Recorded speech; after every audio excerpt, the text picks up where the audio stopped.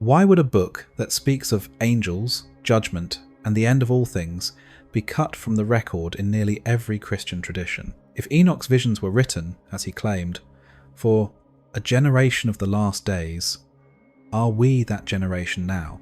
Genesis tells us simply, Enoch walked with God, and he was not, for God took him. But the writings attributed to him, speculative, preserved in the book of Enoch, reveal an unbroken chain of prophecy stretching from the ancient world into our headlines. Why were these words buried in monastery vaults, their ink fading while kingdoms rose and fell? And why, now, do their patterns seem to awaken in plain sight? Stay with me, because what you're about to see has been hidden for millennia, guarded by silence, feared by those it condemns. And if Enoch's prophecies truly speak of our own days, then we are already standing inside the vision. Enoch saw them long before they breathed the air of this century. In 1 Enoch 104, speculative but revered in ancient times, he spoke of the righteous being hidden until the appointed hour, when their works would shine like the stars of heaven. Daniel foresaw it too. Those who are wise shall shine like the brightness of the firmament.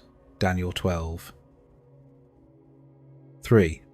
And Paul, writing to the Colossians, pointed to a future unveiling. When Christ, who is your life, appears, then you also will appear with him in glory. Colossians 3. 4. Why did three voices, centuries apart, all speak of a hidden glory awaiting its revelation? Some will say these verses are only about the final resurrection, nothing more. But could it be that Enoch and Daniel saw not just a distant day of judgment, but a season when God's chosen ones would live unseen among a world collapsing under its own corruption?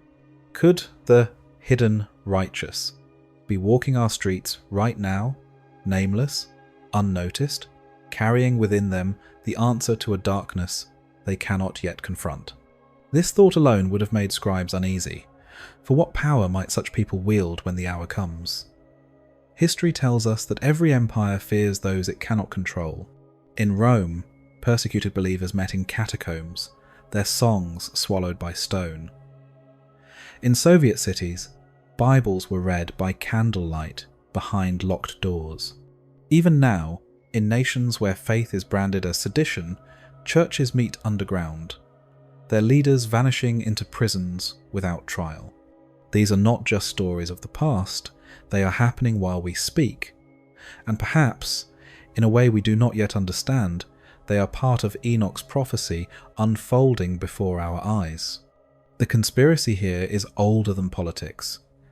Enoch's vision was dangerous precisely because it suggested that God's work cannot be stopped by decree or sword. Imagine how threatening this would be to any ruler who claimed total authority. No wonder his writings were left to gather dust in the smoke-stained margins of Ethiopian manuscripts, while other texts were copied and recopied for public reading. You have to ask, who decided these words were too volatile for the common believer? And why? Picture the hidden righteous now, a whistleblower who refuses to falsify records, a teacher quietly mentoring her students to think beyond the propaganda, a pastor leading worship in a basement as soldiers patrol above. None of them know if they will be here tomorrow, yet they keep the lamp burning. The air in these rooms feels thick with something ancient, not fear, but the weight of destiny. Could these be the very ones Enoch saw, scattered like embers, waiting for the wind? We tend to imagine that when God moves, it will be with thunder and visible glory. But what if his greatest works begin in silence, in places where no one is watching? Jesus himself spent most of his years in obscurity before stepping into the Jordan. Moses tended sheep in the wilderness before confronting Pharaoh, and Enoch, he walked with God in a time when violence filled the earth, and then he was gone. Is it possible the same hidden preparation is happening again, right now, in ways we cannot measure? If that is true, then it is both comforting and unsettling. Comforting, because it means God's plan is still unfolding no matter how chaotic the world becomes. Unsettling, because it suggests that when the hidden righteous are revealed, it will be at a moment of deep crisis, when their presence will mean the difference between collapse and redemption. You can almost hear the tension in that dimly lit room. Someone at the far end leans forward, speaking words too soft to catch. A hand tightens around a leather-bound book whose pages are worn from constant turning. The lamp gutters, shadows tremble across the walls. Outside, the footsteps pause, and every heart stills. This is what it means to live in the hidden hour, to carry the light while the darkness presses in. But Enoch's next vision shows what happens when that hidden light meets the deepest darkness. And in that moment, the veil between what is seen and unseen begins to tear. The silence that sheltered the hidden righteous shatters, not with trumpet blasts, but with the slow, almost imperceptible fraying of conviction. Enoch, in his prophetic weeks, spoke of a time when the righteous would fade from public sight, and the multitude would turn their ears toward flatteries. Centuries later, Paul would echo the warning in 2 Thessalonians 2, that before the day of the Lord, a great falling away must come, and the man of lawlessness be revealed. Timothy's letter carried the same grief, describing a people who would no longer endure sound doctrine, gathering teachers to tell them what they wanted to hear. These words were copied carefully into manuscripts, some now hidden in monastery vaults thick with candle soot. Others locked behind library doors where only a chosen few could read them under watchful eyes. They were not destroyed, they were buried. Step forward into our own streets, and the images shift. A cathedral's grand nave glows with blue neon from the clubs across the road. The pews echo with emptiness, and the last hymn of the night is sung by a lone caretaker sweeping the floor. In another city, a young preacher's voice struggles to rise above the hum of tablets and phones. The crowd hears him, but their eyes never leave the screens. It is not that truth has been violently driven out. It has been crowded out, smothered beneath 1,000 competing signals. We are told this is the natural way of progress, yet every year it seems the moral compass turns to mist. A whispered report surfaces in an underground seminary somewhere east of the Black Sea. A teacher warns his small circle that faith is not dying, it is being replaced. Laws are passed that strip ancient creeds from public oaths. School books quietly remove verses that once shaped the conscience of nations. Enoch warned that in the absence of truth, another voice would rise. The watchers before the flood broke boundaries God had set, introducing false wisdom to the world. Today, we find that human hands are teaching algorithms to play the same role, giving moral guidance stripped of God's name. Some claim this is efficiency. Others sense the quiet pressure of a will that wants all humanity under one thought, one ethic, one throne. In a 14th century homily, now kept in the dust-lined chest of a rural abbey, a note in the margin speaks of rulers who would bind the mind by breaking the creed. The ink is hurried, the letters uneven, as if the writer feared being discovered even as he wrote. Picture the global square.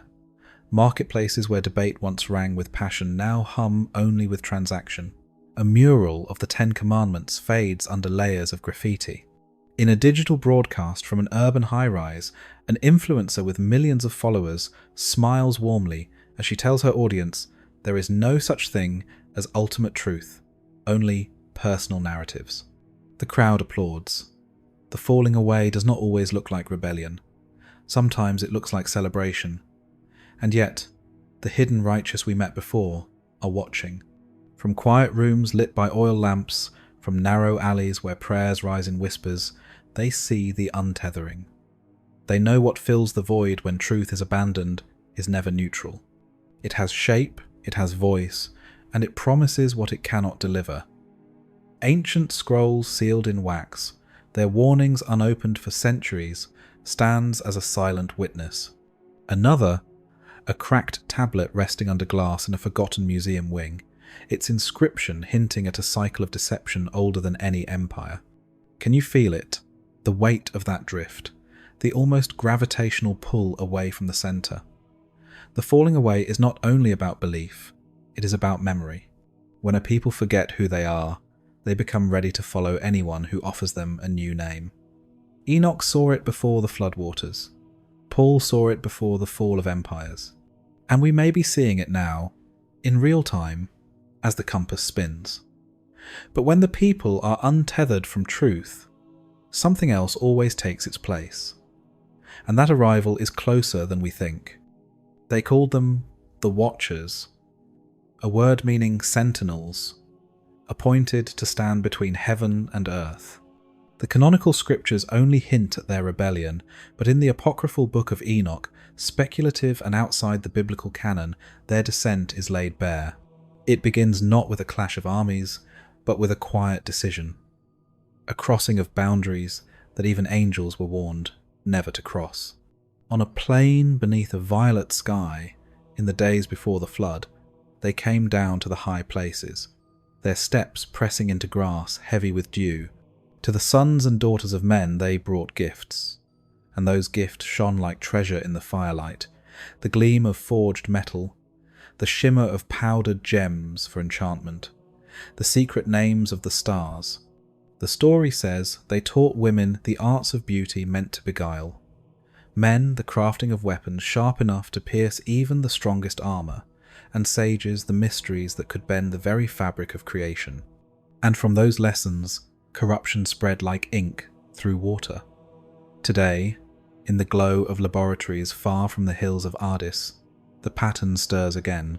Inside a secure biogenetics facility, a researcher leans over a petri dish, watching cells divide under the precise cut of CRISPR editing. She knows the sequence by heart, but still feels that tremor, the ancient question, just because we can, should we? Across the world, a military analyst feeds live drone data into a machine learning model, its circuits making life and death calculations no human eye will ever see. The hum of the servers is constant, like a low chant in a stone chamber. Quantum computers calculate possibilities so vast that their predictions seem prophetic. The tools are new, the temptation is not. Enoch's vision lingers in the background, its pages worn and smoke-stained in monasteries where such accounts were locked away. In one copy, a margin bears the faint outline of a finger, perhaps a scribe's, pressing the ink into place centuries ago before tucking the folio deep into a cedar chest. In another, the section describing the Watcher's instruction is scraped so thin that the words can only be seen in angled light, as though someone feared the memory of their crimes might itself be dangerous. These were suppression not out of forgetfulness, but intent. You can almost smell the candle wax sealing the chest, feel the dust along its lid. In the streets outside our own homes, the fruits of forbidden learning are less ceremonial. A farmer loads a truck with genetically modified seed whose DNA carries a corporate signature, its ancient memory erased.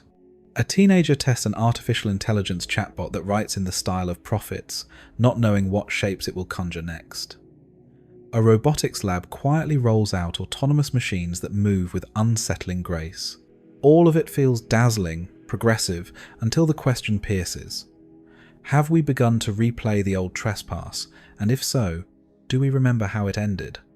The warning is written plainly in the speculative visions of Enoch. This knowledge, once given, corrupted the earth so thoroughly that only judgment could follow. And when judgment came, it was absolute. The record tells us the Watchers were bound, the giants born of their union destroyed, and the earth cleansed by the flood. But even in its oldest forms, the account is fragmentary. Lines missing, edges singed, portions translated in whispers. Why?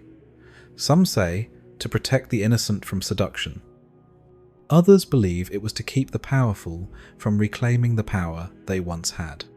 Now, we live in an era where the vault is wide open. Scientific journals publish findings the ancients would have guarded like a crown jewel. Data flows without gatekeepers.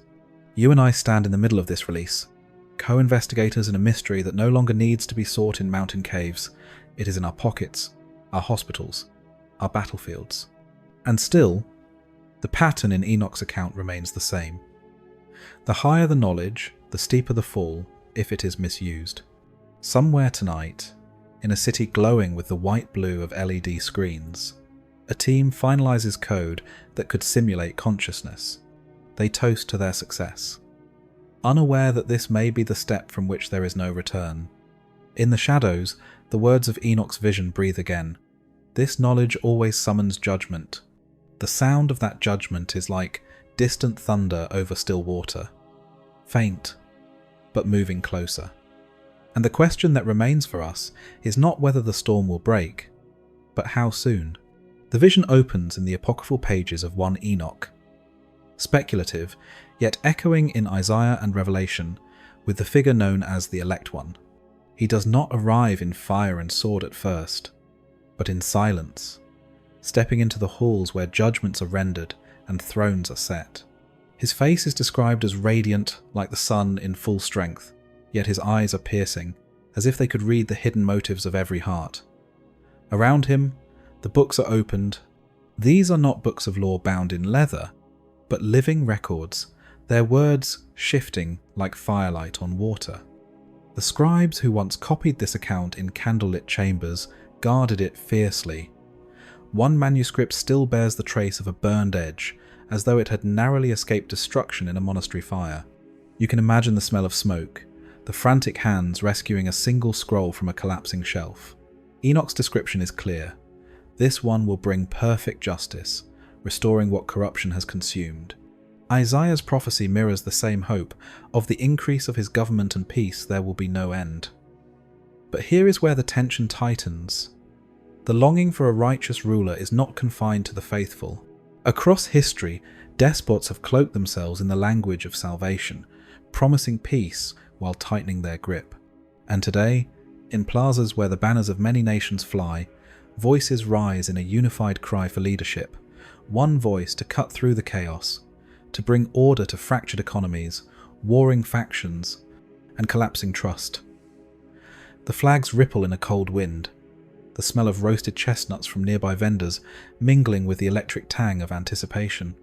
In this moment of collective yearning, the question Enoch presses is as sharp as it is uncomfortable. How will we know the true from the counterfeit? Revelation speaks of a white horse, but it also speaks of another rider, appearing similar yet bent toward deception. Some scholars read Enoch's Elect One as Christ returning to establish his kingdom.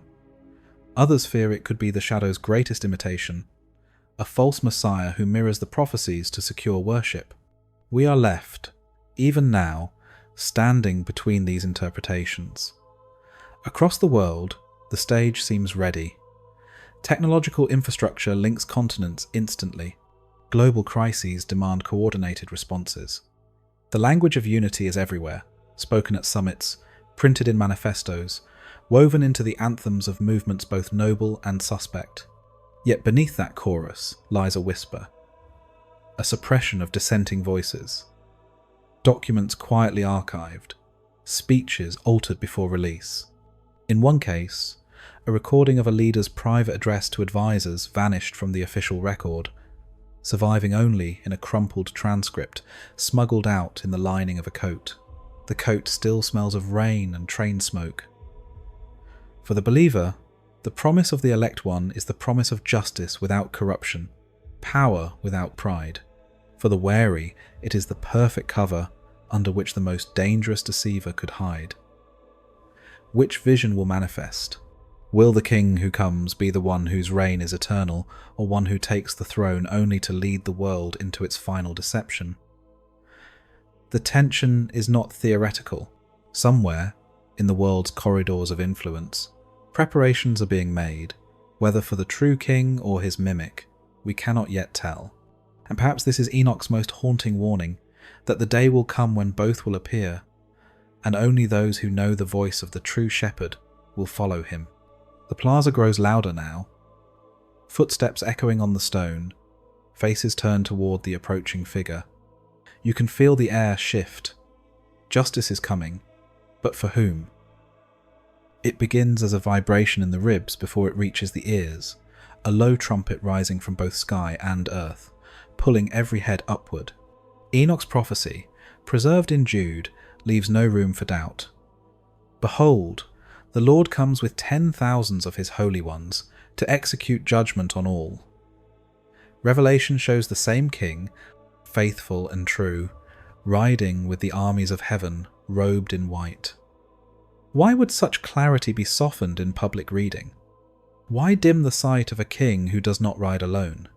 Perhaps to keep awe in check, perhaps to shield the congregation from the weight of an army that does not yield. But this is no footnote. The sky begins to tear in white light, the air charged with storm. First, ranks crest the horizon like a living tide. Shadows like vast wings sweep the field. Could you stand without trembling? The king is flanked by ministers of flame, faces like burnished bronze, eyes fixed beyond all distraction, swords of light in hand. The air smells of rain and iron. This detail, often muted in sermons, was never erased, only read with less weight than the text demands. In one monastery record, the phrase "multitudes in attendance" was struck out, replaced with "the Lord appeared." Restraint, not destruction. Yet in quiet rooms, unaltered pages speak of a procession, not symbolic but real. The manuscripts whisper of movement, sound, and command. You picture a gentle dawn at the empty tomb. Now the sky is an opened gate. The ground holds itself steady, as if bracing for the step of the one who made it. In the modern world, nations gather their own hosts. Fleets on oceans, soldiers in formation, satellites peering down like watchmen. Reports of luminous arcs in storm fronts, strange trumpet tones over cities, filed and dismissed. Here, the silence turns deliberate. A catalogue in a scriptorium once bore a drip of wax over the word hosts, the line later recast into something less threatening. The intent is clear: soften the image, blunt the force. Yet the unedited vision still burns. Armies clothed in white, unstained not because they avoided the battle, but because their victory leaves no corruption clinging. What if the hidden righteous of Enoch's first vision stand among them? The ones who prayed in windowless rooms, who sang in prison shadows, now revealed in glory. If so, every whispered hymn becomes a trumpet blast. And if not, then these are the ministering spirits who have served unseen, visible now in the moment the king calls them forward. Either way, their presence marks the end of negotiation. The name on his thigh is not for debate. His word is the sword that divides truth from falsehood. This was once taught with less force, the lines left standing but stripped of urgency. Yet the image cannot be undone. The armies do not arrive to be admired, they arrive to obey. Their coming means persuasion is over. The time for setting all to rights has begun. You feel the hush before the storm, when birds fall silent and branches lean. History draws itself like a bowstring. Think with me, if Jude's line is true, then this procession is a schedule, not a symbol. The trumpet you feel in your chest is a summons. Somewhere, a copyist once paused mid-verse, his quill lifted, ink pooling as he weighed the size of what he was writing. The page survives, the wax mark hardened over a word too great to smooth away. Lift your eyes now. The Lord is not returning to soothe. He is returning to draw a line that will not move. What if that horizon is already thinning? What if the sound in your bones is the first call of the shofar? When he comes, the nations will tremble, the faithful will sing, and the fire that attends him will touch what cannot remain, leaving only what was always his. His coming is not to negotiate, it is to burn away what cannot remain. The earth once knew judgment in water. The flood swallowed cities, fields and voices until only 8 souls remained.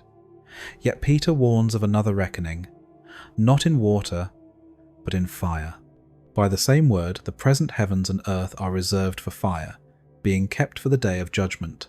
2 Peter 3:7. Enoch saw it too, flames sweeping over the land, purging all corruption.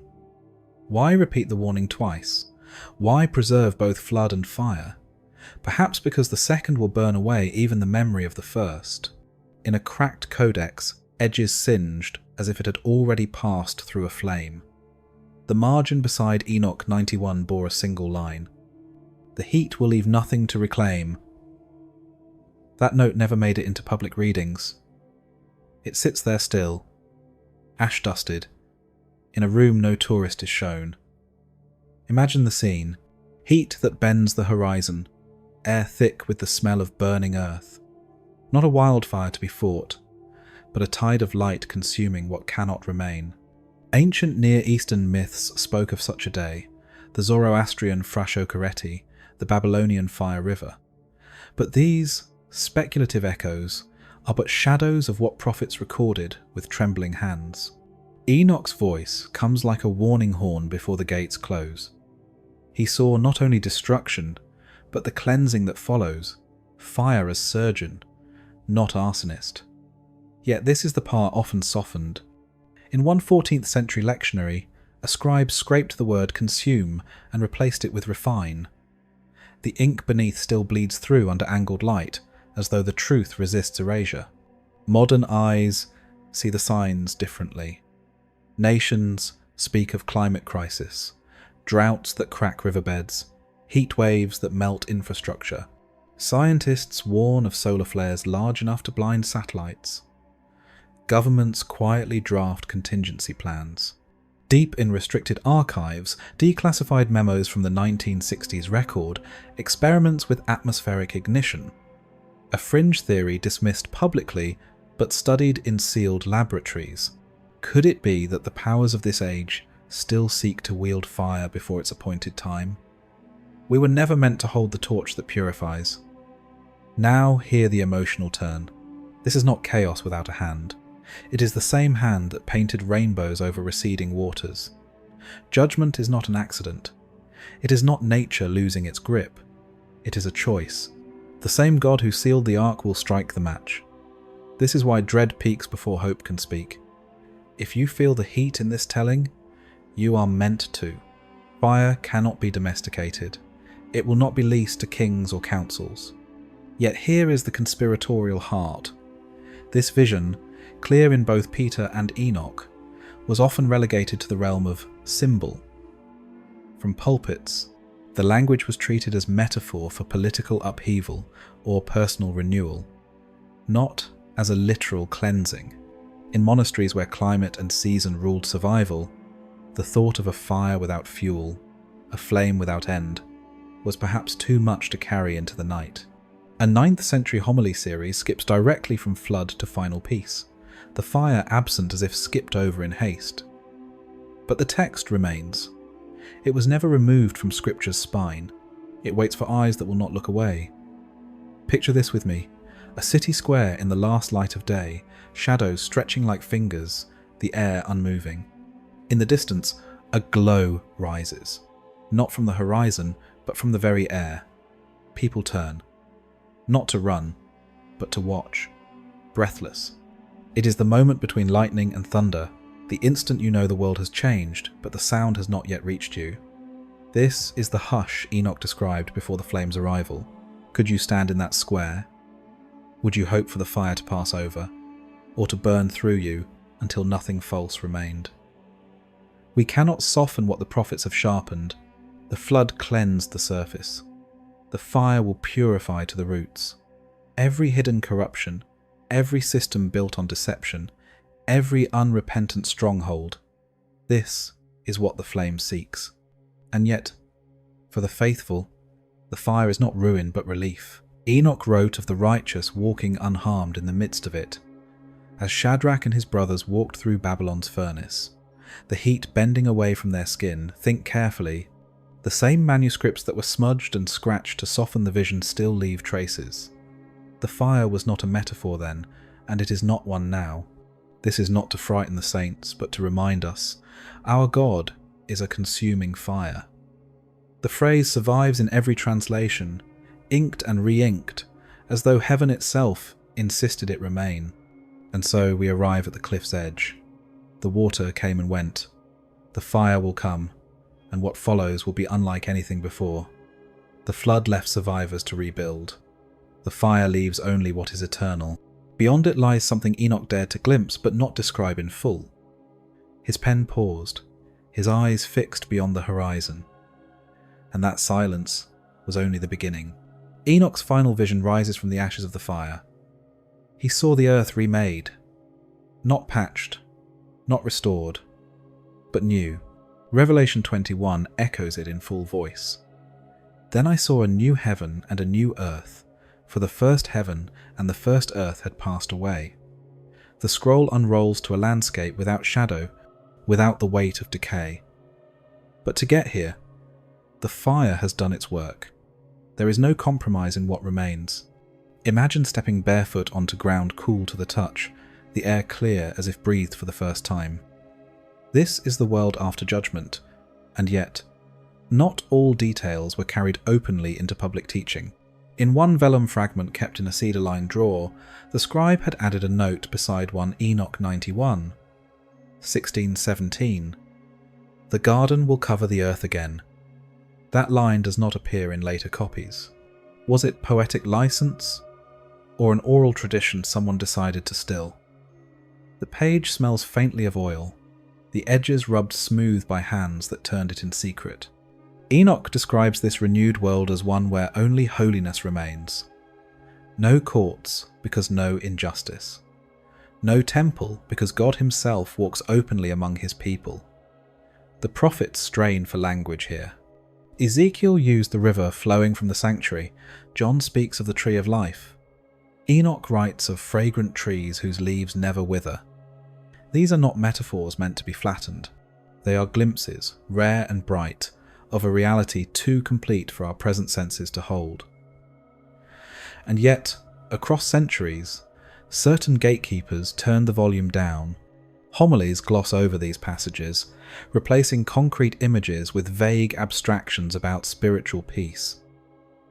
In the dim alcove of a Renaissance archive, a beautifully illuminated page is missing from its binding. The stitching cut cleanly. It contained the part where Enoch names the nations who will walk into this new earth. No one can say who took it. The absence is almost louder than the words, but see how the dread that ruled the fire gives way to wonder. The emotional tide turns here. We are not watching the destruction anymore. We are walking through the threshold into something alive. The grass bends under your feet, not from your weight, but in greeting. The wind carries no dust, only the scent of water and blossoms. You can hear laughter far away, not in celebration of survival, but in the joy of a world that cannot break. Would you know what to do in such a place? After centuries of bracing against loss, could you lay your weapons down for good? Modern glimpses come faintly, like light through a crack in a door. In every miracle, in every unexplainable moment where beauty interrupts decay, perhaps we are tasting fragments of this renewal. Some mystics, speculative, outside the canon, believed that in the moments where heaven touches earth, pieces of the new creation bleed into our present reality. They tell of sudden healings, reconciliations no human effort could have achieved, visions where the air seemed to glow. These are not proofs to convince skeptics. They are signals to those listening that what Enoch saw is not far from us, yet even here the conspiratorial shadow lingers. Why would anyone mute these images? Why strip hope from prophecy? Perhaps because a people who believe in such a future cannot be ruled by fear. They cannot be bribed with scraps if they know a banquet awaits. The early church carried this vision like a torch, singing of the city where God dwells with man. Over time, some chose to move that city to a purely spiritual realm, making it safe, intangible, out of reach. But the text remains stubborn. It speaks of rivers, gates, fruit, light. Not symbols of escape, but the architecture of a new reality. Consider this with me. The fire did not erase the world. It revealed what could never be burned. What if the same is true now? What in you would survive that fire? We are not called to guess the day or hour, but we are told to live ready, with hands and hearts uncluttered. The hope here is not vague. It is as physical as the first breath of spring air after a long winter.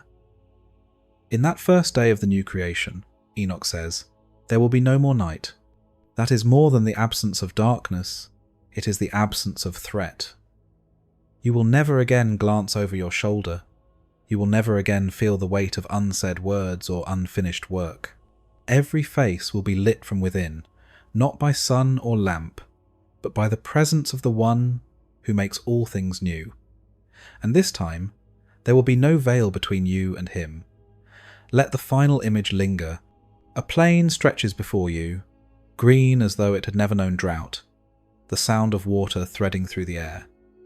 In the distance, a city gleams, not cold marble, but living light. You step forward, and the ground itself seems to welcome you. This is not the reward of the strong, but the homecoming of the faithful. And perhaps this is why Enoch wrote, not for his own time, but for ours.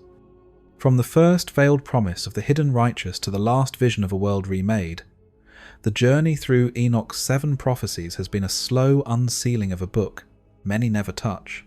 Not because it is lost, but because for centuries its pages have been pressed shut in monastery vaults, their edges furred with dust and time, as if the words themselves might spill into the present. We have traced the rising arc from concealment to confrontation, from the fall of truth to the fire that burns all but what is holy. We have watched the signs gather in the streets of our cities and in the shifting currents of the earth itself.